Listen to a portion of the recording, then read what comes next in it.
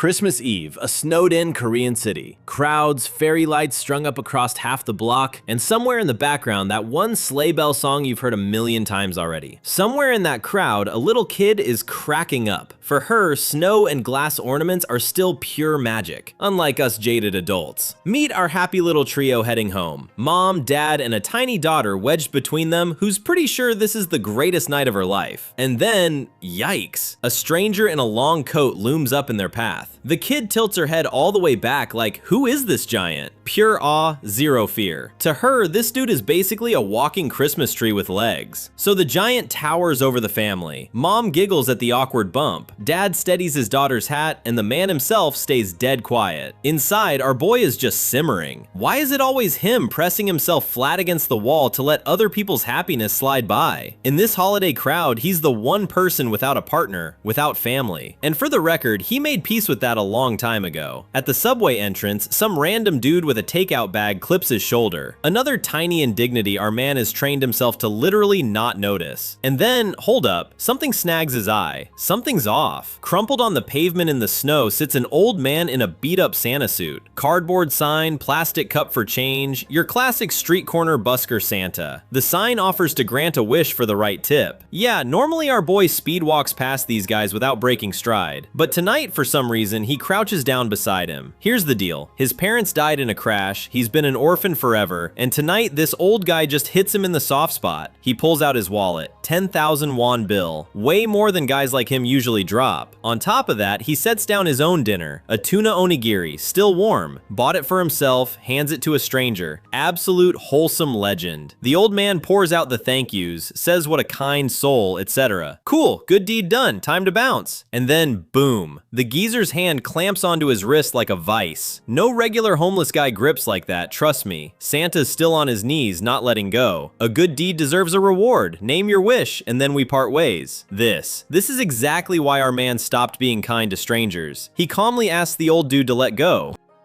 The grip just tightens. This Santa has zero interest in releasing him. The geezer suddenly announces he came here specifically to grant a kind soul's wish, and our boy can't pull free. This has literally never happened to him before. He also adds, until the wish is named, he can't go back to Santa's village. Wait, Santa's village? This is veering past street crazy territory. The deal's simple. Name the wish, get your hand back. Old man nods. Yeah, totally lets you go. Scout's honor. He needs a wish. The first thing that pops into his head is the most basic, lowest stakes option. Like, hit the lottery. Santa shakes his head. Nope, that's not the real one. Not the deep one. The deep one. That's a word our boy hasn't reached for in years. Flashback, a funeral hall, wreaths everywhere, a tiny kid sitting alone against a wall. From that day on, all he ever wanted was for someone to be next to him again. So here's the actual wish. A kind-hearted wife and a little daughter he'd want to protect. Bingo. The Santa sniffs at the air like the wish has an actual scent, and whatever he's picking up, he is very into it. Lucky day, says Gramps. Today he ran into a true kindred spirit. And then, plot twist. The old man's whole vibe flips, and the promise of a wife with a heart pure as snow stops sounding like a gift and starts sounding like a threat. Something flows out of the old man's hand straight into our boy's wrist. A flash of pain, and the mark is set. Ju-hwan rips his hand free and bolts. Crazy old coot, time to evacuate. And Gramps calls after him. The whole Santa village is rooting for you now. Yeah, thanks, super reassuring. He's on the subway car. Just some lunatic's nonsense, he tells himself. Forget the old man, drop it, move on. But one thought won't leave. Why did he say that? Why specifically the family thing? And right in front of him, a billboard ad. Happy family at a dinner table, all the hugs, the full package. The answer is staring him in the face. Meanwhile, somewhere in the dark, something is already picking up the scent. That scent, a real, honest wish. Back home, his skull is splitting from the inside. The old guy did something to him, and apparently the effect is just getting started. Something is coming, and it sure doesn't feel like it's from this world. Everything goes dark, jolting motion, bars of a cage. Looks like our man's final stop is not his cozy apartment. He wakes up not at home.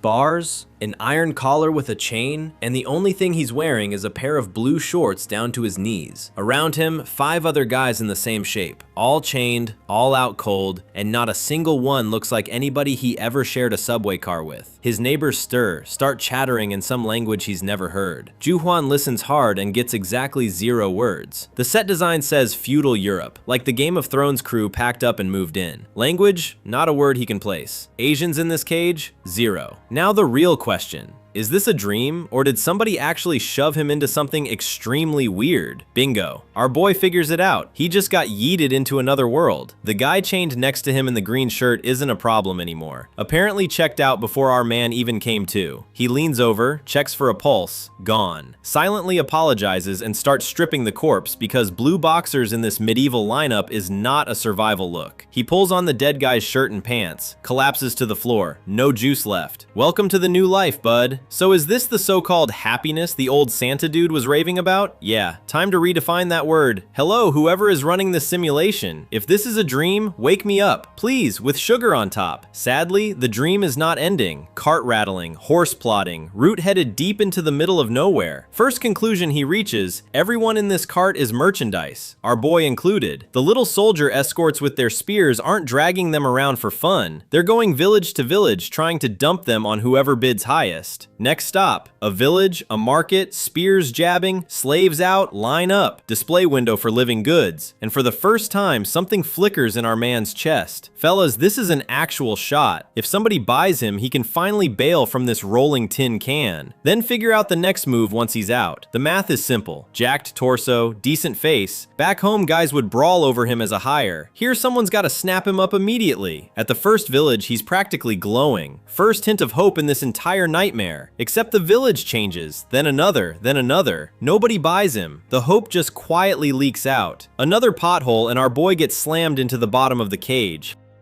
He's lying there, mouth gagged with a rag. And the thought starts creeping in. Can I actually hold up through this? Right now, happiness for our man is literally one thing. Just close his eyes and never open them again. Let the pain finally back off. Wait, no, not here. Not in some random cage in a dead guy's clothes in a world he doesn't belong to. Back behind his eyes, that subway billboard. Family, laughter, everyone good. And our boy wants that too. Not as a pretty picture, for real. And then, out of nowhere, someone on the other side of the bars pushes something straight into his mouth. A pale hand passes a hunk of bread through the bars. No questions, no terms, just here, eat. Above the bread, there's a young woman, long red hair, dressed straight out of a storybook, and she's looking at this beat-up slave like he's an old friend. She says something, in that same foreign language, obviously, but the tone is warmer than anything our boy has heard in weeks. And peeking out from behind her skirt, there's a tiny one. Light hair, huge yellow eyes. She's gawking like she's never seen a human up close. Hold up.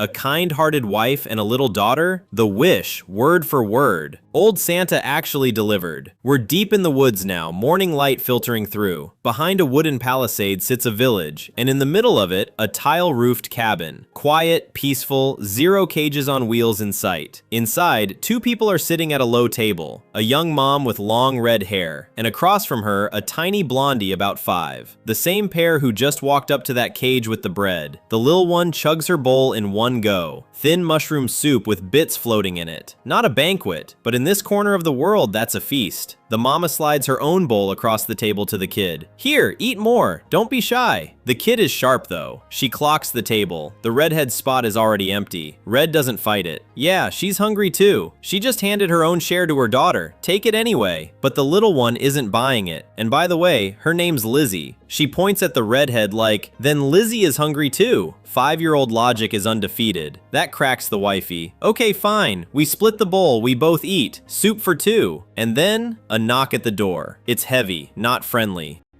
From outside, someone barks for them to open up. It's the elder. Mom pulls Lizzie in close and goes still. The elder doesn't push his way in, just tells her to listen. Here's the news. The village council just decided her fate, and they ruled that one of the guys hauled around in the cage is going to be her husband. A little gift from the elders. Tomorrow, they pick the lucky candidate. Then, immediately, pack up, new husband hauls her off back into the mountains. And in the morning, she's hauling food to the soldiers and standing at the village gate. No options, on the clock. The elder leaves and mom just stands there like she got hit with a sack of bricks. What now? She did not order any of this. She pulls Lizzie tight. The fear hits because new husband means new beatings. Deja vu with a very nasty aftertaste. Run? Great idea on paper, except with a 5-year-old in your arms, you're not getting far in these woods. And leaving the kid behind isn't on the table. They've barely been together any time at all, and they're already one unit. She can't go back to being alone like before. Nope. Just nope. And Lizzie feels every bit of it. Tiny as she is, she clocks mom is scared. She bursts into tears too. So there they sit on the floor. Two people in the dark with no exit in sight. Lizzie eventually crashes out. Mom is left alone in the dark, and the brain just starts replaying, going through all that again. Yeah, hard pass. She already clawed out of it once by a miracle. Miracles don't come twice. But then again, if she's hurting right now, that lil one is hurting just as much. Alone again. No mom again. Real quick, backstory time. Lizzie is 5 and she officially doesn't even have a name on paper. The daughter of a dead man, and our mom is very directly connected to all of this. Let me unpack. No joke. Her own father sold her off for one rabbit pelt. Her entire future life, traded for a dead bunny. They brought her to a forest cabin, to her future husband.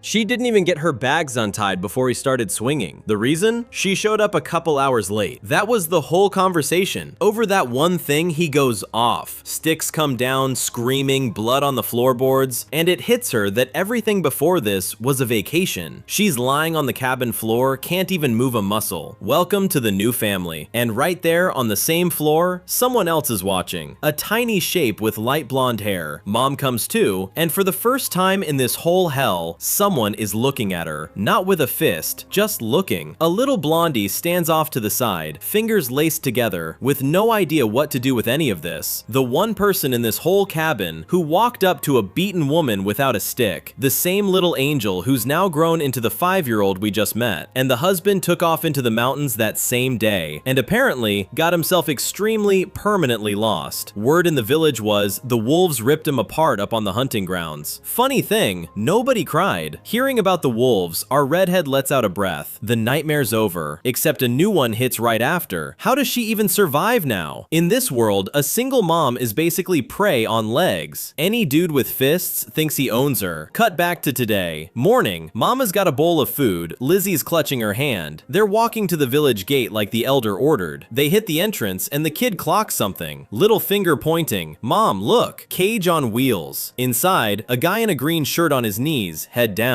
Recognize him? Yeah, you should. And there she is, our redhead, standing right in front of the cage, face to face with the green shirt dude. Wait, it's not his face messing with her right now, it's the voice. A voice that isn't actually here, a voice from way back. And that voice is screaming at her, specifically, the same husband who called her a useless thing every chance he got. Next thing, she's on the floor, hugging little Lizzie. A black silhouette looms over her, and it's whining that she ruined his appetite. And then a fork right in the eye. And she's been carrying that moment in her head ever since. Every gory detail. Back to this morning.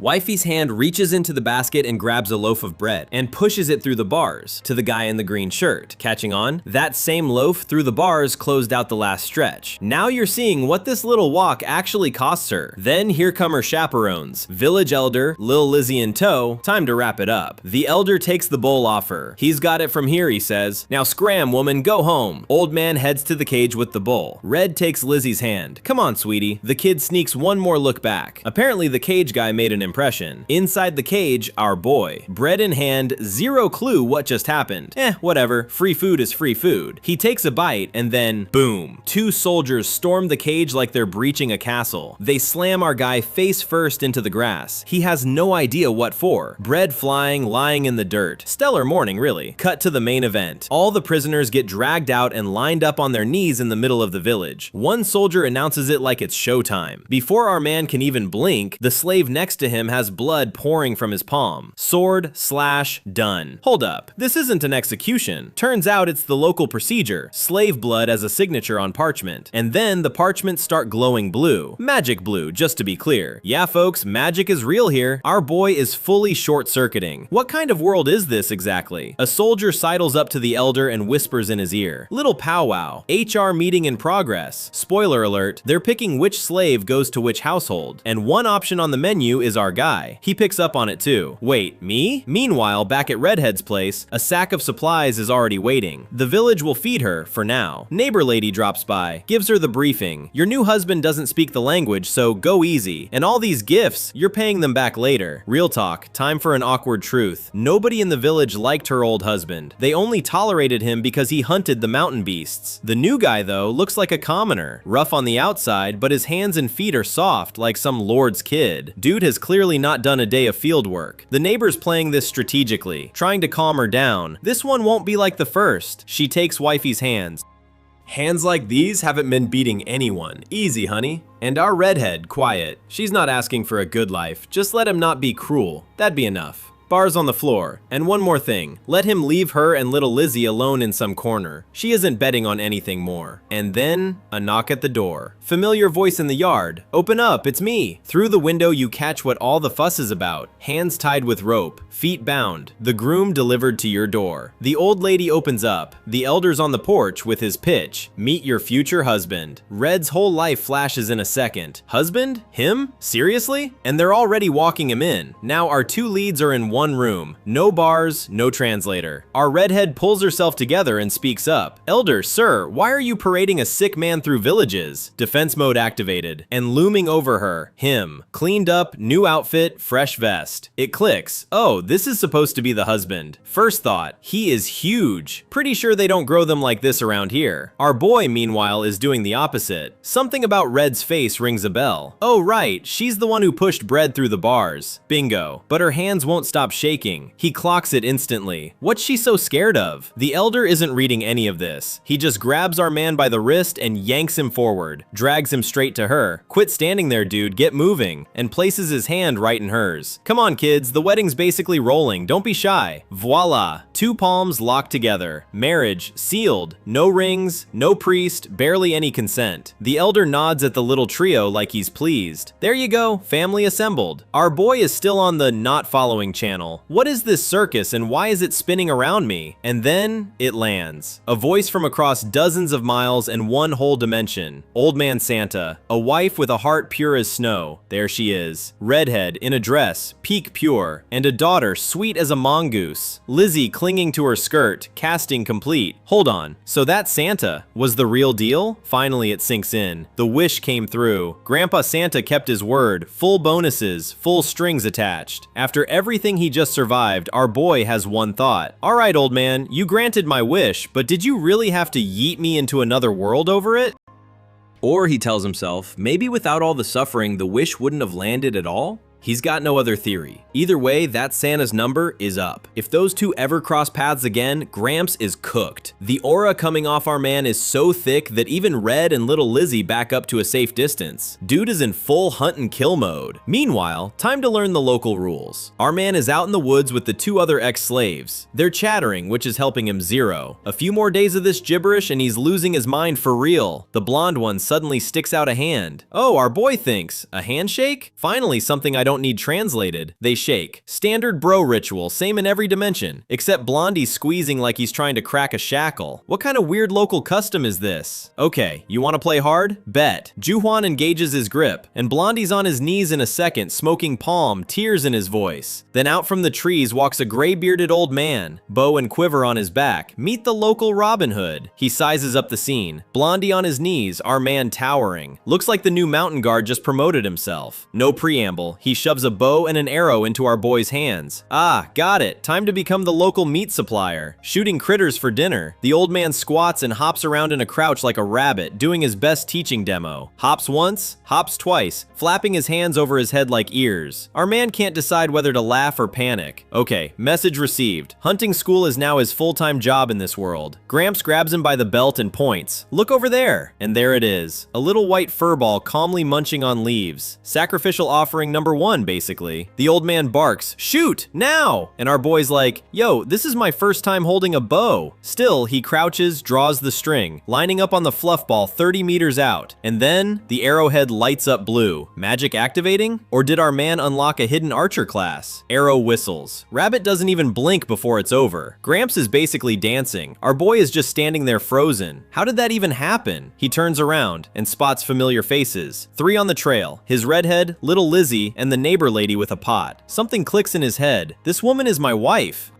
The word feels foreign, but the fact isn't going anywhere. And right then, chibi mode kicks in and our boy puffs up 5 feet tall. My wife is bringing me lunch, gentlemen. Mine. They spread a cloth on the grass. Our man across from Red and Lizzie. Basket, bowl of soup, basically a picnic. Soup, hot, with meat and veggies. No tuna onigiri on the menu here, but at this point, you don't get to be picky. Our boy eats in silence. Red and Lizzie watch. Is he going to finish it? Is he going to spit it out? Family. A word that always felt like someone else's back in Seoul. From middle school to 30, alone. Every morning. Every lonely wake up in an empty apartment was the only reality he knew, until today. And now, across from him, a mom and her daughter, both clinking spoons against the bowl. Surreal, but cozy surreal. He lands on a conclusion. Sure, it'd be better if a family came together the normal way, but after everything he's been through, nitpicking feels kind of dumb. He looks up at the sky. Santa, he says, I still want to put you in the ground for all this, but also, he drops his gaze back, and for the first time, he says it out loud in Korean. Quiet. Thank you. After that, everything kicks into high gear. Rabbit slung over the shoulder, trail home, Red and Lizzie trailing behind. Our man walks at his own pace, and the two of them are barely keeping up. His legs are long, theirs aren't. He turns around. Hey, you two doing okay back there? They're clearly struggling to keep up with this giant. Ju-hwan hauls the sack thinking one thing. He can't even ask if she's alright. Doesn't speak the language, and it's seriously starting to grate. Conclusion writes itself. He needs to adapt to this world fast. Otherwise, he'll just keep watching them suffer and doing nothing. Then, flashback from childhood. Tiny Ju-hwan at his mom's knee, and yes, the name finally landed. She tells him, when there's someone you want to protect, you can't afford to hesitate. The second you feel that pull to protect them, you move. Right then, no warming up, back to now. Ju-hwan with the sack, Red holding his hand, little Lizzie holding Red's, a tiny caravan inching down the path. And the little one finally cracks. Whimper, tears, the whole package. Our boy crouches down. In his head, hang tight kid, I'm just gonna pick you up. Red, meanwhile, is straight up melting down. Looks like his calm approach landed as a threat, not a rescue. The kid sees Mama wobbling and reaches for her. Mom, you good? And Red is full on shaking inside. Ju-hwan to himself, yikes, can't even keep a poker face right now. Just walking up makes them tremble. So he keeps his voice flat. Excuse me, if I may, and leans in real careful. Boom. He scoops Red up by the waist. The kid's brain short circuits. Red buries her face in his neck. Our man stays chill. Hold on tight, lady. Then he picks up the little one too. Carries them both like two little sacks of grain. Doesn't even slow down. Just strolls through the woods like it's nothing. A giant of a guy hauling two humans through the trees. Somewhere on the walk, Red's hand drifts toward his cheek. Not to push him off, to touch. Even she's surprised. She presses in closer. Something about this dude carrying her without breaking a sweat starts feeling not scary. Our man clocks it. With the sack plus these two, barely any weight. Too light, honestly. They haven't been eating. And boom, plan unlocked. Learn the language. Learn to hunt. Feed them meat till they fill out. Meanwhile, they're just riding on him, snuggled in. Quiet, warm little moment. Red's hand kinda lingers near his face. Clearly not a move she's ever made before. Inside her head, it's chaos. She balls a fist against her chest, trying to process what is even happening right now. They reach the shack. The local guide pieces out. Ju-hwan thanks him in his head. In Korean, naturally. He walks in and surveys the damage. Holes in the roof, planks barely hanging on. Winter in here is gonna be colder than his rooftop closet back in Seoul. He shudders on contact. Cold has always been his enemy, and apparently it's about to level up. He pokes around the corners looking for anything useful. Empty shelves, junk, one bundle of rags. He opens the door. And there's Red. Not the prisoner version with bread through the bars. Dressed up. Blouse, vest, gloves. She got ready for him. Only her eyes are wet. And not from joy. Our boy panics inside. Why are you crying? Did I do something wrong already? Red just walks past him in silence. Tears rolling. Doesn't even turn around. He scans the shack. Shelves bare, no table, like somebody gutted the place. Wait, was it always like this? He follows her outside. Same question on his face. What happened in here? She sits in the grass and breaks it down for herself. While they kept her in the village, the neighbors stripped her house clean. Shelves, table, bow and arrows, knife, hoe, hammer, down to the last crumb. And now it's only gonna get colder and there's nothing to fix the place with. If a beast shows up at the door, she's got nothing to protect protect herself or the kid with. Ju-hwan catches up. Ah, there you are. He sits down next to her. No sudden moves. So they just sit there in the grass. Red has her knees pulled up, our boy a little to the side, tears still rolling down. And then, his hand reaches for her head. He pats her on the crown. Calm voice. Korean. Don't worry. In her head, he's telling me what now? And it clicks. This is the guy she has to live with. And he's patting her head instead of beating her. Her brain keeps spinning. We can't even talk, and this so-called mountain guard barely knows how to hunt. But his hand is warm, and the thought rolls on. Can we even survive together out here? House is empty, winter's coming, no real protector in sight. Our man doesn't miss a beat. Says something calm in Korean. Basically, I got you. She won't catch the words, obviously, but the tone, that lands. He cups her cheek. Careful, not possessive. And Red has been stockpiling anxiety for months in just this one morning. A tear rolls down, but this time, not from fear. And for the first time in, yeah, probably her whole life, something inside her actually settles. Ripples on the water somewhere. They sit by the water, and our man flashes back to Seoul. To that moment after his parents' funeral when he was completely alone in the world. And surviving, he white-knuckled it, alone or not. But now this dude has a family right next to him. So giving up? Not on the menu. He thumps his chest. Don't sweat it, Red, I got this. She just sobs straight into his vest. 30-something dude who never even hugged a pillow back home is short-circuiting a little. And bam! Blondie sprints at them. Red's heart lurches. Please don't get mad. Please not the kid. The little one tackles Mama on impact, clings to her skirt. Don't hurt Lizzie, don't! Everybody's piled up. Wife pressed against him. Kid clinging to wife. Our boy, for the first time in his life, has his own family in his lap. Thought running through his head? Woman. Crying. On my chest. 30 years of nothing, and now this. And right there, the kid too, also bawling. For our resident lonely guy, this is a whole new genre. His brain rewinds to the cage. Back then, he had zero clue. Whose kid is this? Who's this woman? Why is she sliding bread through the bars? And why she cried back then is still a mystery to him. He drops his head to her crown and quietly, in Korean, makes a promise. I'm gonna make you two the happiest people alive. No more tears. And the main thing, neither of them is ever gonna regret ending up in his family. Cut forward. That same gutted shack, now stocked with firewood, barrels, a patched up roof. You wouldn't recognize the place. Inside, family council on the floor. Ju-hwan on one side, Red and the kid on the other. And our boy is fully lost. After the group cry session, he figured they were basically family. And here we are, back at square one. There is one small win though. Before they were scared of him, now they're just on edge. Progress. But if they're living together, where do we even start? And then, light bulb. He's got it. Bam, bang. Our man jabs something into the floor real fast. Mom and the 5-year-old just blink at him. He points at his chest. Kim Ju-hwan. Right, basic etiquette. Introduce yourself first. The logic checks out. We can't understand each other, but names, that's the foundation. Especially under one roof. Slow, syllable by syllable, like first graders. Kim, Ju, Hwan. Red is hearing her new husband's name for the very first time. He stretches out an open palm. Your turn. What do they call you? She breathes out, Lizzie. Our boy freezes. He jabs his own throat, Lizzie. Wait, so Lizzie is her, the redhead? Then who's Blondie? He points at Red. Lizzie. Beautiful name. The little one straight up lights up at that. He turns to the kid. And what about you, lil one? She freezes like a rabbit. The girl says nothing. Lizzie also tenses up. Our boy is lost. Why is everybody quiet all of a sudden? And then it hits him. The kid doesn't have a name. None. Not a single one. A child without a name. In our man's head, a brief system crash. He reaches a hand toward her. All right, then I'm naming you. Dad mode. Decision made. He lays a palm on her head. Dorothy.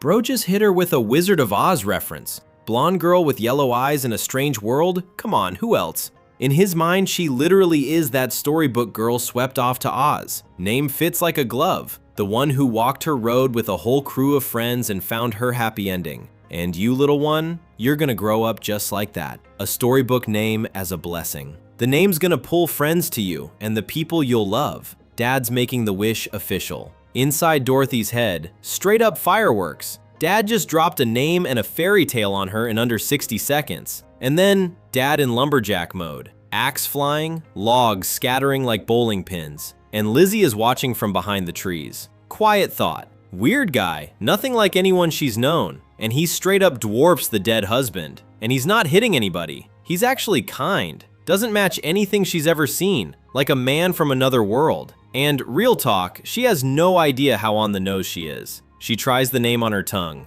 Ju Huan. No clue what language, but it sounds nice, and her husband's voice is soft. And before him, her life was just one long, dark hallway. First her dad sold her, then her husband beat her. In her entire life, nobody ever treated her like a person. Not once. And one way or another, a guy like this clearly doesn't belong in this dump. And there he goes, Lizzie, waving at her through the trees. He spotted her, and she notices. Black hair, black eyes. In her world, that combo doesn't grow on these trees. Meanwhile, rumors are spreading across the realm. In the war, one side actually pulled off a summoning, legendary ritual hit. And get this, the so-called hero supposedly has black hair and black eyes. Ringing any bells? And our legendary chosen one is, at this very moment, marching cheerfully through the woods toward his wife. Fresh off chopping a tree stump. Real heroic energy. And alarm bell. Our boy actually does kinda match the description. Then Lizzie yanks herself back. Come on, no way this guy is the hero. That one would be in a palace draped in silks. This one is out here splitting stumps. Plus, rumors are rumors. People talk. They're already face to face. Big guy and little redhead. Ju Huan calls her name, and Lizzie's still talking herself down. His hair is more dark chestnut, really. And his eyes aren't fully black either. She exhales in relief. No hero, just a really big dude. And then it lands. Wait, why was I even relieved? Lizzie shakes her head, trying to flush all this nonsense out. And our man up above her has no idea what's going on with her. And boom. No ceremony. He just lays his palm on the top of her head and starts stroking. And up till now, a man's hand on her head meant exactly one thing: incoming pain. But this feels nice, warm. One thought in her head: more. Don't stop. Bingo. Our Lizzie is straight up asking, keep going. And bam, full hug. No half measures. Something brand new is happening inside her. This option was not previously on her menu. The space between their faces, basically a millimeter. Our boy is not slowing down. And bam, a kiss. Even he didn't see himself going this far. Eye to eye, our boy is gone, full diver mode. Yikes. Lizzie turns to a literal ice sculpture. Too much, bro. She jerks back. Cut to a bit later. Our man is dragging a bucket down the forest path. He's white-knuckling that handle. Inside, his heart is still doing parkour. Bam! Dude bolts into the trees with the bucket. Lizzie stares after him like, what in the world just happened? And now it finally lands for the redhead. That was real. A whole fireworks show kicks off in her head. Meanwhile, our guy is sprinting through the woods. His brain is on fire. What does she even think of me now? He skids to a stop and grabs his head. Yeah, technically married, but they basically met today. And he already smashed his face onto hers, scratching his neck. No shared language, no way to explain himself. Maybe just pretend the whole thing never happened? He walks on. Inside his skull, either way, I'm cooked. Then, hold up. He freezes, looks around. Bruh, where did I even wander off to? And from deep in the trees, sounds. Something howling, something groaning. Real talk, that does not vibe well. Dude pulls himself together. Okay, fill the bucket, bounce back. No drama. Then he tenses up like a guitar string. Looks up, and yo, that is not what he wanted to see. Right in front of him, a wolf. Massive, black, eyes glowing red. Welcome to nature, hubby. The thing bares its fangs. Double row of teeth, purple aura. They don't print this one in biology class. Our boy gulps. Magic monsters in this world? Not a myth after all. Game on. He grips the bucket in one hand, balls up a fist, and squares up to the beast. Dude drops to one knee.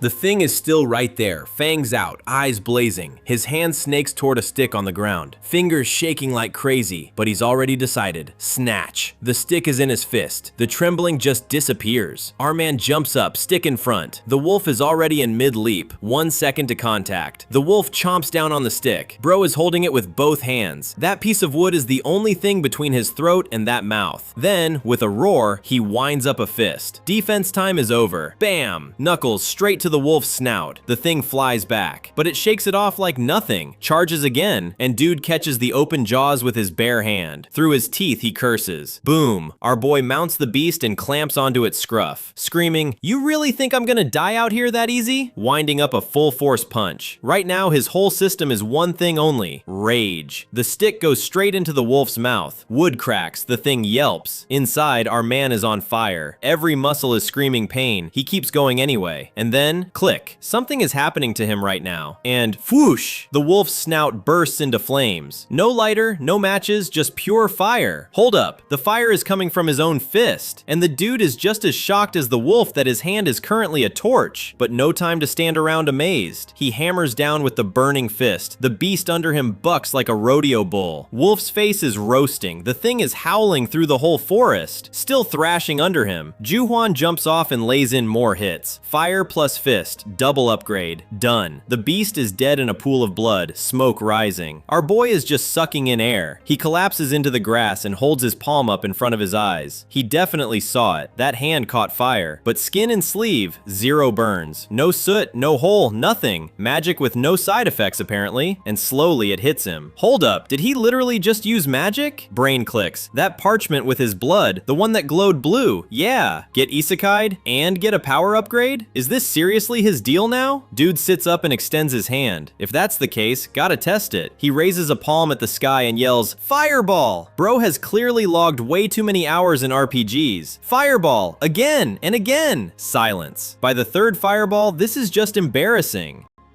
He doesn't quit. Firestorm, Wall of Flame. He's running through the entire spell catalog. Palm gives him nothing. Fire magic, Dragon's Breath. He's yelling every incantation he can remember. Above the wolf corpse, dead silence. He just quietly gives up. Voice-activated spells, apparently not a feature in this world. If he can learn to control this thing, hunting, meat on the table, family fed. Real plan from our 30-something. A picture pops into his head. Wifey and the kid at the table, meat sizzling in the pan, fruit in the basket, Ju-hwan's personal happy place. And healing too. 0 doctors in a mountain village, and magic is both the clinic and the pharmacy. Okay, daydreams can wait. Our man is back on his feet. There's bigger stuff to handle, and his rule is locked in. Anything that worked once will work again. Cue flashback. Right after his parents died, his grandpa went too. Family count? 0. Another funeral wreath for the kid. Right there at the wake, some relative shoves the boy and yells, "This is all your fault!" And the one yelling, his own uncle, saying, "My brother and my father are dead because you lived with them. You walking curse. You're the reason for everything bad," flying at his back. Whole family standing there, dead silent. Our boy snaps back to the present, quiet. Something inside him just locked into place. He walks over to the carcass, skin it for meat and pelt, but the smell will pull in more beasts. Tricky. Decision made. Whole carcass goes onto his shoulder. Beat sunset, get back to the family. On the walk, he remembers. Grandpa used to butcher chickens and rabbits on his little farm. Tiny Ju-hwan just stood there and watched. Who knew those lessons would land in another world? And the thought is warm. Gramps would absolutely be proud seeing him now. Provider, prey on his back. But one open question, how is he actually supposed to train this magic thing? Meanwhile in the cabin, fire crackling, Dorothy is bustling at the table. Lizzie stands there with her head down. The kid runs to Mama with a plate in her hands, yelling, "Bowl!" Lil One is pure joy on tap. Lizzie takes the plate and pats the kid's head. "Thank you, Dorothy." The name rolls off Mom's tongue like it always belonged there. Blondie cracks up laughing. Mom's hand on her head is basically heaven.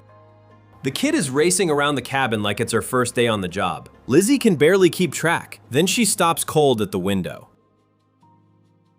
Something out there grabs her attention.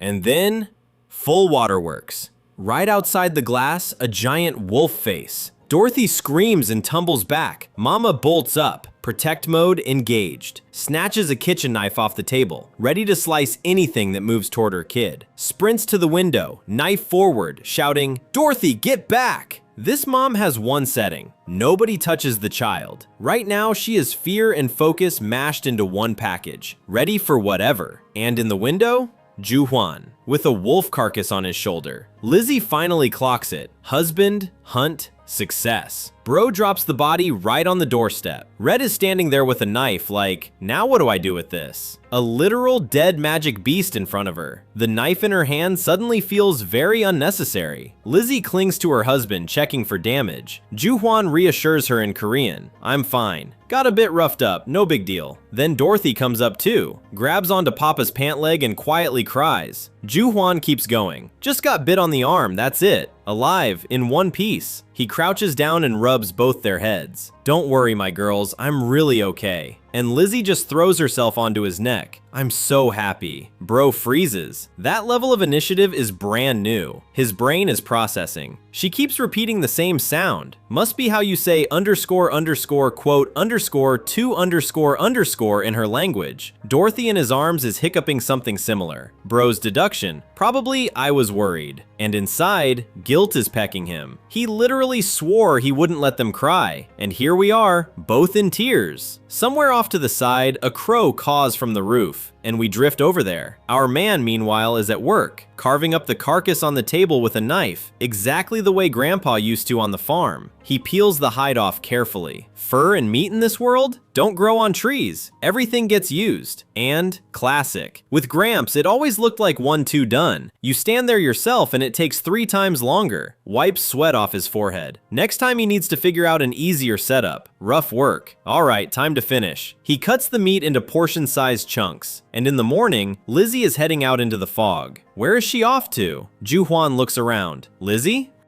She's already vanished. Dude rushes outside, and there she is, in the yard with a bucket. Wifey points at the bucket. Put the meat in here. Gestures and tone, only options on the menu. Our boy figures it out. Ah, she wants the meat in the bucket. No translator needed. Scratches his chin. Hold up, what's their word for thanks? He swears he heard it somewhere, and he serves her the local thank you, tripping over it like a first grader on stage. Lizzie lifts her eyes to him, this time without the tension. The attempt landed. She covers her mouth, and bro is horrified. Dude, what if I just dropped an F-bomb instead of thanks? Lizzie holds up a finger and pronounces it properly. Thank you. Lesson number 1. They stand together in the yard. Fog, silence, most normal morning this couple has ever had. There they are. Him from above, her from below. No words, but the way they're looking at each other now is totally different. Ju-hwan repeats after his wife, thank you. No stumble this time, clean. And Lizzie answers, you're welcome. First real exchange in the same language, and inside her something clicks right there. The phrase thank you aimed at her, she has literally never heard it in her life. Not from parents, not from siblings. And all she did was bring him a bucket of water. Small thing. He's thanking her like she pulled off some miracle, and the thought floods over her. Next to this man, everything in her life happens for the first time. And their first kiss, that was her first one too. Before him, nobody had ever kissed her. Meanwhile, inside Lizzie, it's full meltdown. That kiss replays on a loop, and she cannot make it stop. She watches him walk off. Awkward as hell, but curiosity already wins. She wants to be closer to this dude. And then the thought spirals. He's clearly done this before. Those other women, did they feel this exact short circuit too? And for some reason, that thought stings. Her heart is pounding so hard, Red is about 2 seconds from crying. Our boy, meanwhile, is chucking wolf chunks into a bucket. Lizzie walks in. The bang scares her half to death. In her head, it's, what kind of man is this? Back in her village, this is woman work, never the husband's. But here's the kicker. He doesn't see it as either a flex or a shame. He just does it, casual. Next thing you know, they're both tossing meat into the bucket together. Our boy did not expect wifey to roll up her sleeves. He waves her off. Nah, please, I got it.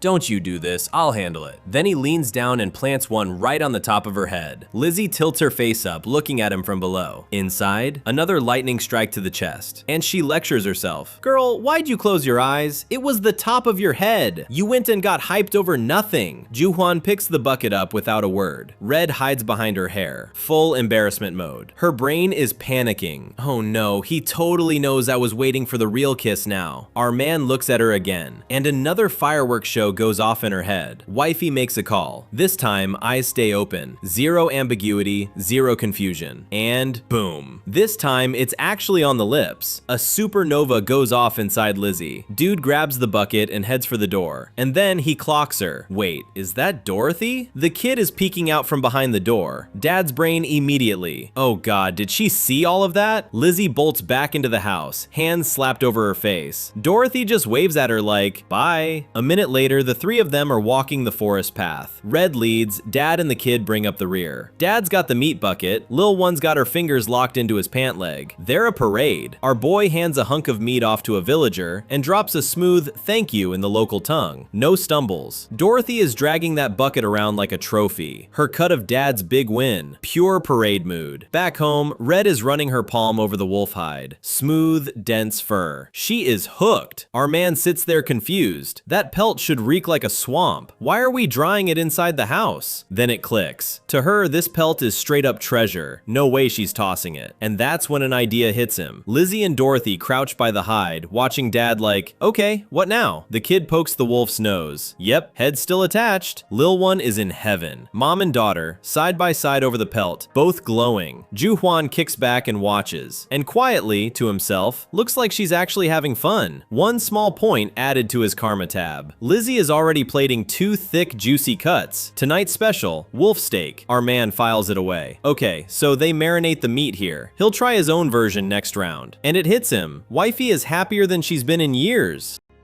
And it lands harder knowing he's the one who did that. Beyond hunting, this world runs on trade and barter. Our boy wants to crash course the whole system, fast. He gets up, stretches it out. Enough sitting on his butt, time to grind. He walks back inside and Red basically jumps. Wasn't expecting that entrance. Wifey is waving her hands all over the place. Our boy translates internally. Sit down, don't get up. He gestures back. Chill, I rested, the cut's basically healed. Drops a hand on her shoulder. I won't push it, promise. Says more than any word would. Our man heads out to handle business. Lizzie watches him go, and the look in her head is shifted. Ju Huan is out in the woods scoping trees. These trunks? Perfect chopping practice range. Axe in hand. He's never felled a tree before, but his strength? He stopped doubting it days ago. He winds up full power, yell, shoulder, the whole package. Hands lock on the handle, axe rips down through the air with a whistle, and nothing. The axe bounces. The tree didn't even flinch. Bro is straight up speechless. Total system crash upstairs. The magic wolf went down faster than this stupid birch. A bit later, he's walking back home with a basket of chopped wood on his back. The tree caved eventually. Lizzie bolts off her feet and rushes him. You'll wreck yourself hauling all that, let me help. She plops him on the floor, grabs the basket. Our boy is lost. What did I do wrong this time? Then Red takes his hurt hand and checks the bandage. No one's running around with a busted paw on her watch. Dorothy stands close by, taking notes. Parents up close, holding hands. Something in the kid's brain locks in. She makes a beeline for the water barrel, plunges her tiny hands in. Lil One is on the clock, scoops water into her palms, sprints back. Trail of drips on the floor, receipts of hard work, and boom, she slaps the water right onto Dad's vest. Ju Huan's brain just blue screens. He gets it. The kid is quote six him, full mimic of what Mom just did. No arguing with this procedure. Lizzie beside him is dying laughing. Giant grown man being doctored up by a 5-year-old? Never seen it in her life. Dad crouches to Dorothy's eye level and thanks her by name, soft. Korean. She doesn't get the words, but the tone hits where it counts. Dorothy is already sprinting back to the barrel for round 2. Dad reaches after her. Yo, stop, I'm fully healed, I swear. And inside, our man gets a warm thought going.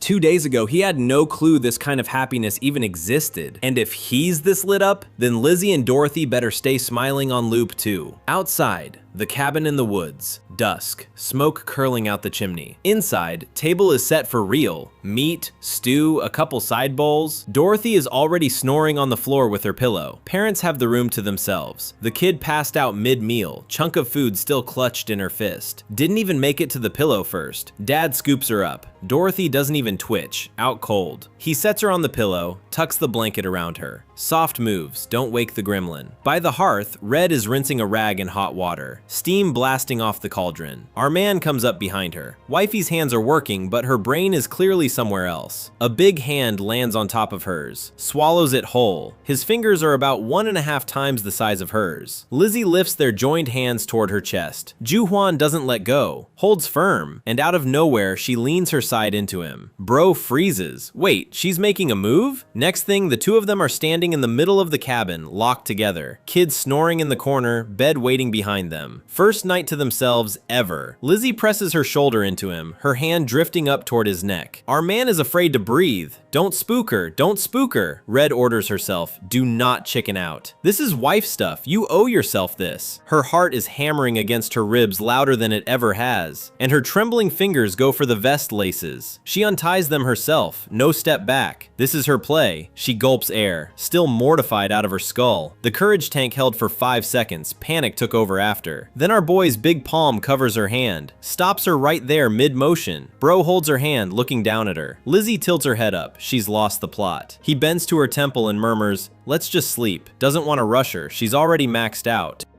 Next thing, they're walking to the bedroom hand in hand. Wifey doesn't fall behind. First time she's the one following willingly. In bed, Dad sets the lamp by the headboard and leans over her. Lizzie lies under him, tiny fist by her cheek. First time in her life a man is this close without being a threat. Ju-hwan covers her hand on the lamp with his. Total silence between them. The quiet itself is loud. Red lowers her lashes and reaches up to him this time. No waiting, no words, no panic. And kiss. Our boy wraps her up. Tonight belongs only to them. One thought stuck in his head. God, she is so soft. Across the room, Lil One is in bed stretching from sleep, fist tucked by her cheek. And right through his whole bliss, one dark thought punches in. Please let them never leave this world before me. And boom! Ju-hwan is holding his wife and daughter tight, and in the mirrors beside them stands that Soul family from the subway, and front and center, the red hat of Santa Grandpa. One prayer running in his skull. Old man, do not take them from me. Now, lords and rich nobles. That whole life is hard for our boy to even picture. Their palaces have more rooms than you can count. A commoner's life? Different planet. Family of 6 all crammed onto one mat. Kids, parents, all piled under one blanket. And the kids, obviously, hear exactly what mom and dad get up to at night on the next mat over. No mysteries in the village on that front. A little girl is shaking under the blanket, hands pressed over her ears. A father's shadow looms over the mat with a threat. Peep one more time, you'll be the one bawling next. Local lullabies, ladies and gentlemen. And here's where it clicks who this memory belongs to. That booming dad voice. Lizzie has carried it since she was tiny. The scariest sound in the house. And once dad finally crashed out, mom would cry quietly till dawn. Every night, right next to the kids on the mat. And little Lizzie's takeaway was simple. She was always scared. Full stop. No other emotion in her childhood, just that. What ran through the kid's head? When do my nights get quiet? And right behind it, the dread. Mom's nightly sobbing is probably my future too. No alternate timeline available. She surfaces back into adult life. Heart slamming so hard it's banging in her temples. That whole childhood horror just replayed live in front of her.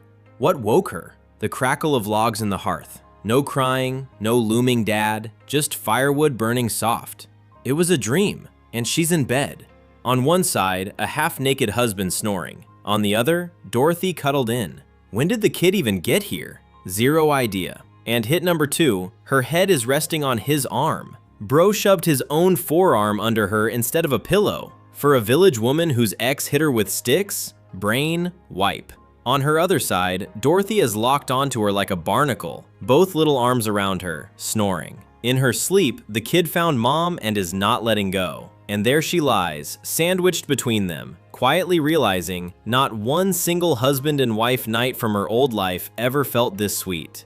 Morning. Lizzie is lying on her sleeping husband's shoulder, catching one quiet thought. Ever since this guy showed up, her world rebuilt itself from the studs. Ju-hwan cracks one eye open, and his wife is just staring at him point blank. Bro hasn't even processed where he is yet. Then Lizzie realizes what she's actually staring at. Between them, Dorothy is snoring away. The kid wormed her way in at some point overnight and parked under Dad's arm. And Red gets this tickle that won't quit. 3 of them under one blanket. First time in her life that reads as family, not punishment. Dad is fully awake now and quietly losing it. Night just for 2, you said? Lil One is wedged in third party, snoring on principle. Dad sets his palm on Dorothy's head. Gentle. Wake her. Don't scare her. Tiny One stirs and starts climbing out of sleep. Lizzie is already up, fully geared up for the day. Hold up, there's a bucket on her kitchen floor. Red is in housewife mode. Day starts without a warm-up. Then a big man hand intercepts the handle. Wifey reaches for the bucket and her husband has already snagged it. Her brain crashes. A man. Going to fetch water. Himself? Ju-hwan is in full gear, straps over the vest.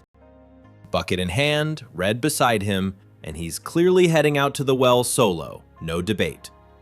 Boom! Bucket flips into the big tub, water flying everywhere.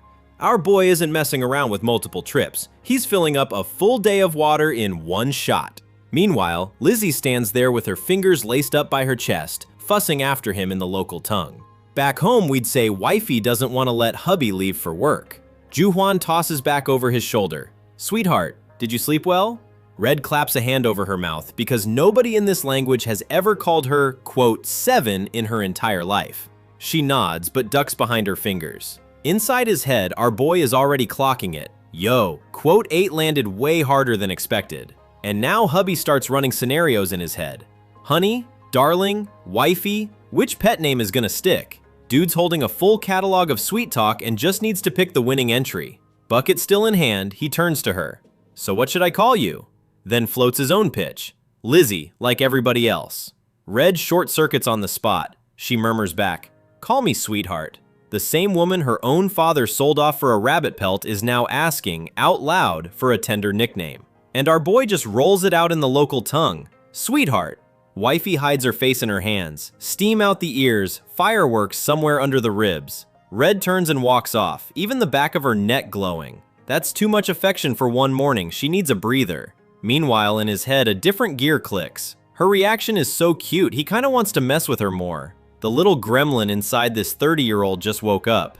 He sneaks up behind her, pokes her shoulder. Sweetheart, come on, look at me. Dude has officially caught the bug. And right then, the lil one rises off the bed, sleepy, golden hair sticking straight up. A surprise witness to mom and dad's flirting has entered the chat. In her dream, a winged chicken drumstick the size of her body was flapping around. The kid was sprinting after it full speed. 5-year-old priorities are crystal clear. And the first word out of her mouth half asleep is meat. Not mama, not papa, meat. Dorothy knows exactly what she came here for. Then, boom, the kid yeets herself off the bed mid-chase and lands on the floorboards, whimpering quietly into the wood. Then she toddles toward her parents with her arms wide open. Ju-hwan and Lizzie both lean in to meet her. Flirt mode aborted, the daughter is calling. Hold up, Blondie blows right past them. Her target was never the hug. Mom and dad just stand there with empty open palms. The kid is already hovering over a juicy hunk of marinated meat. Drooling, full carnival in her head, Blondie's having a moment. Meat! And it ends with the little one full-on diving headfirst into the meat barrel, only her legs sticking out. Mom and dad share a look. This daughter is her own genre. Dad delivers the verdict. Meat is on the menu today. Dorothy almost levitates at the table, drool starting to drip. Blondie's already shoulder deep in the bucket yelling out, meat! Meat! She's ready to pack herself in there with the cuts. Our boy strides through the forest muttering to himself, let another big wolf pop out, I'm so down. The hunting appetite is fully cranked now. This time he's not empty-handed. An axe slung on his shoulder, fresh vest on his back. Last time he fought one of these things with a stick in his fists. Now he's coming correct. Something rustles off the trail. Ju-hwan freezes, ears up. Yeah, looks like he danced too much. Somebody's heading his way. The whole forest dims to a deep purple. Inside our man's head, what's with the pressure in the air? Atmosphere is heavy like before a thunderstorm, except there's no clouds. His fist locks around the axe handle, and one thought slinks in. Wide open forest, all this space, and yet he can't get a full breath in. Dude crouches low. Nothing's jumped out yet, but his skin already knows. What's coming isn't a hedgehog, and it isn't a fox. This one is gonna be a real conversation. And bam! Out of the brush steps a boot the size of our boy himself. Ju-hwan next to it looks like a toy on a shelf compared to whatever this thing is. Our man is straight up lost. He came out hunting wolf number 2 and ended up with something the size of a house. The script went sideways. A hooded figure in a black cloak comes walking slow down the trail, face hidden. Not an animal, not a local hunter. Whole different genre. Under the hood, a guy with a graying beard and a hard look. Purple sparks dancing around him in the air. Meet the mage, and clearly not a trainee. And there they stand nose to nose in this purple thicket. Our boy with the axe and this sorcerer with the sparks. Axe grip tight, sparks flicking, nobody moving yet. Morning forest, sun cutting through the leaves, and boulders splattered with fresh blood. Somebody mutters, here too. Tracks. Somebody is definitely hunting through these woods. Meet the dude. Guy in a green hooded cloak, graying beard, sizing things up. Judging by this, the beast was a heavyweight. Somebody else is chasing the same wolf as our boy. And here's where it lands for the viewer. This guy has been watching our big lug from the bushes for several days. The mountain cabin, yeah, that one. And he murmurs to himself,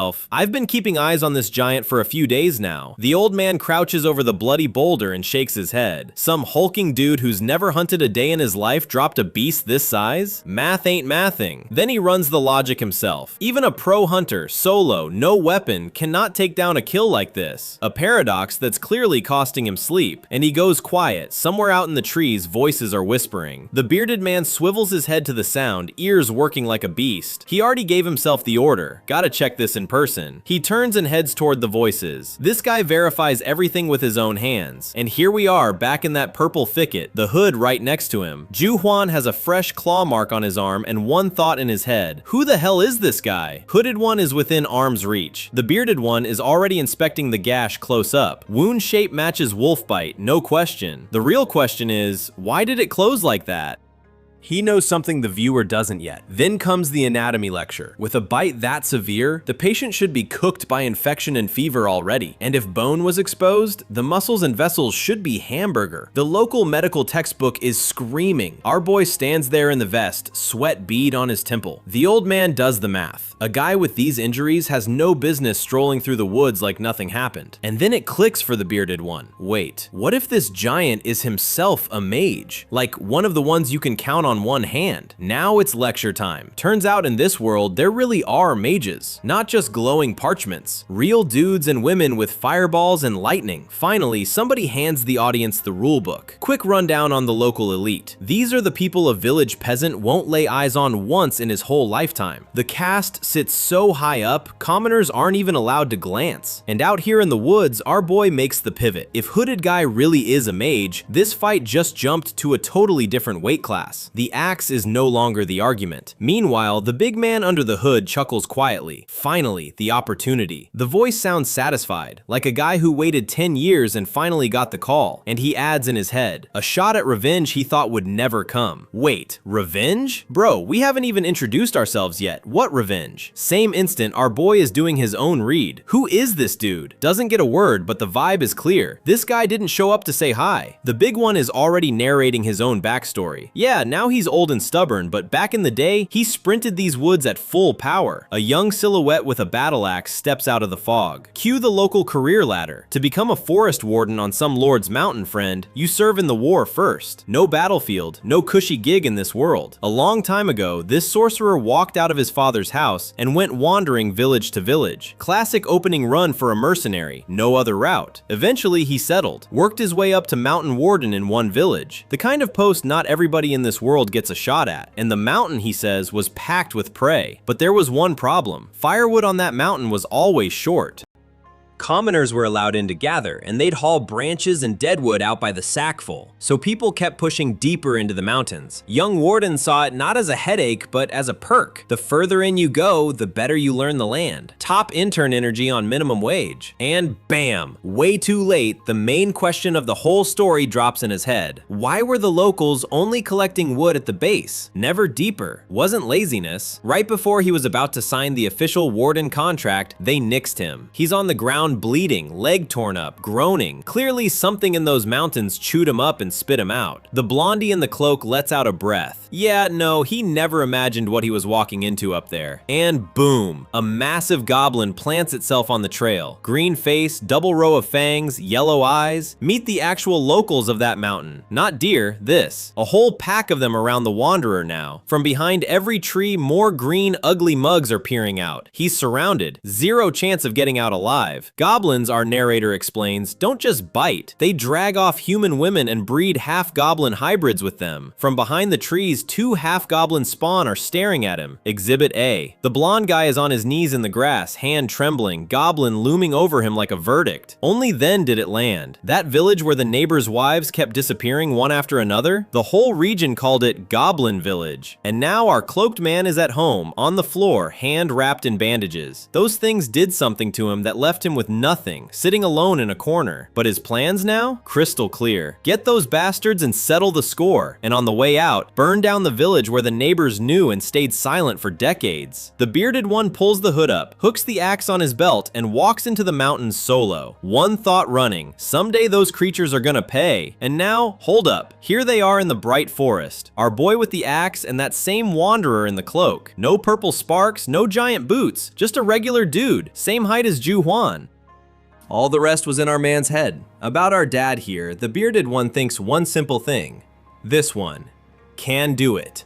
Where he himself got handed to the goblins, this 30-year-old has a real shot. The body on our boy is healthier than any villager, and there's a kind of strength nobody in these mountains has. The wanderer looks up at him and starts running numbers. And the grand prize, that wolf bite on our boy's arm healed up like it never happened. The bearded one clocked it. Regeneration, like somebody not from around here. Juhwan stands face to face with him. Meanwhile, in the old man's head, the verdict's already locked. This man would smoke any monster hunter he's ever seen. And it looks like our hero just got cast as somebody else's weapon. Here's the deal real quick. The goblins are dug in deep up in the mountains and laying low for now. But the second they run out of women, those things will roll on the village again. Our man stands forehead to forehead with the old hunter in the green cloak. The old guy has a short plan. Before the creatures come back, he turns this dude into hunter number 1. And he adds, info about the goblin den stays off everybody's lips. Mouth shut until you sign the contract. Axe in our boy's hand, deal in the mentor's head. Juhwan leans in and answers back in the local tongue. A couple weeks and the 30-year-old is already firing off phrases. Fast learner. Inside the mentor's head, it clicks. Kid's polite to my face, but he's pulling his leg back. Our boy's spinal cord is already on autopilot. Fighting stance ready, just in case. And the old man rolls out the offer. Starting today, everything he knows the kid gets. Full transfer of the trade. Our man is now officially apprenticed to the local Robin Hood. Then the bearded one delivers his forecast. This guy is gonna make a beauty of a hunter. Juhwan, who still doesn't speak the language, just looks at his mentor totally clueless about what's being said. And now we're back in the cabin. Our boy's head spinning. Blinked once and it's morning already. Mom and the kid are messing with food by the hearth. Dad's pulling his vest on as he moves. He swings the door open, and there on the threshold is that same bearded man in the green cloak. Inside our boy, instantly. Nope, you're not coming inside my house. Strangers stay outside the door, separate clause in the contract.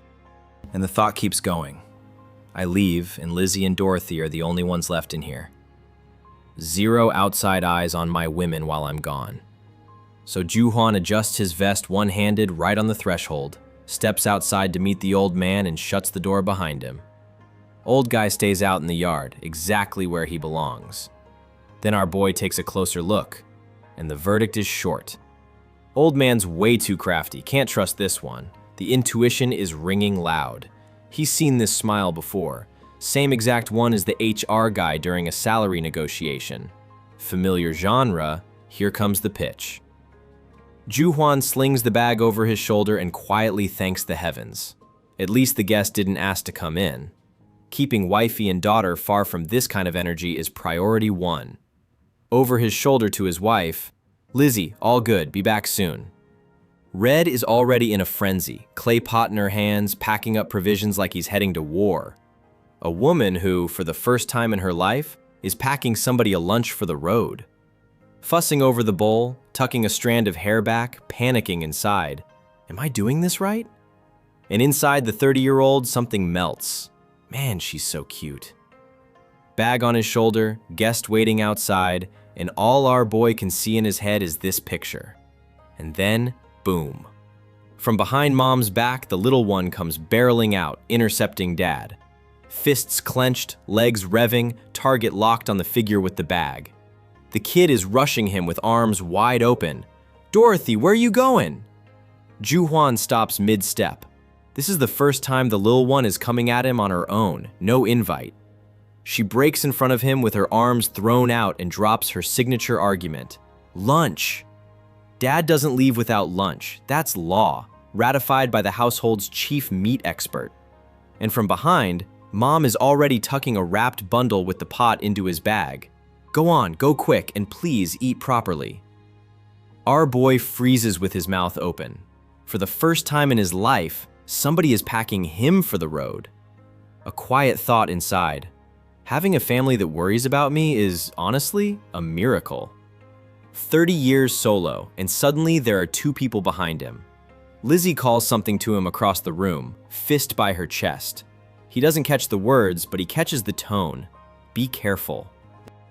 There's literally no other option. Right back at her in the local tongue, pointing his finger. Be careful. Wifey nods and echoes it back. Language lesson number 2 completed right on the doorstep on the way out to the mage. And Lizzie from inside nods in agreement. For sure. Whatever he just said to her on the way out, this time she's actually waiting for him. Lizzie calls the daughter back. Dorothy! Behind her husband in the strapped vest, gear over his shoulder. And the lil one freezes by the meat barrel, hand reaching for a piece, caught red-handed. And the kid rockets off and flies to dad across the whole cabin. Be careful! The 5-year-old is sending the breadwinner off too. Everyone here knows what he's walking into. Our dad on the threshold waves his hand at the daughter. For sure, Dorothy, the same little one who just a couple months ago had no name at all, is now getting a promise from her own dad to come back in one piece. And our man steps out the door, heavy thought running in his head. This is bad. I don't want to leave this house. For the first time ever, coming back matters more than leaving. One picture is burned into his eyes, red and the kid waving after him, both glowing gold in the morning sun. The wife and daughter he never expected. Too sweet to lose. And our boy is already walking down the forest path. Beside him, the figure in the green hooded cloak. Hubby isn't solo anymore, and for now, that's the main thing the audience needs to know. Inside the 30-year-old's head, it's churning. Where's this guy taking me? Why have we been walking this long? Bead of sweat on his temple, nerves pulled tight as a string. The big one in the cloak turns around and drops a phrase in a language the locals don't even know. Juhwan next to him looks like a kid next to an adult. Hood with no face. Voice cold. Our man squints at the boots in front of him. Yeah, looks like he's being told to watch his step. Pantomime is in session. Translator is still not available. The big one in the green cloak turns and walks on down the trail. Follow me. Hood never came up once, his back like a full wall. And then our man's eyes lock onto the ground and bro just freezes. The dude's in boots, but the trail behind him is bare footprints, toes splayed wide. Whatever's walking ahead of him, yeah, that's not human.